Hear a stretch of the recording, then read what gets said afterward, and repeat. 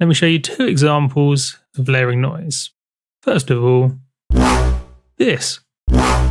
Oscillator 2 is modulating oscillator 1, but more importantly for this example is this noise. Let me isolate the noise. Note, all the oscillators, or both components of the sound, are going into the reverb, including the noise.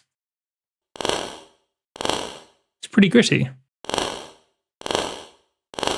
It's key tracked, but I'll play the same note over and over again. See if you can hear this in the sound.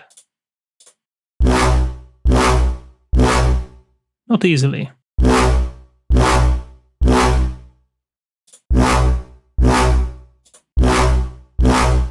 Usually subtlety is best, in this case adding some grit. Here's another example.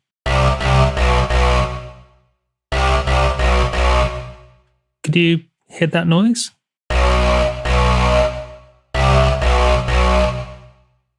It's this guy here. Again, let me isolate this.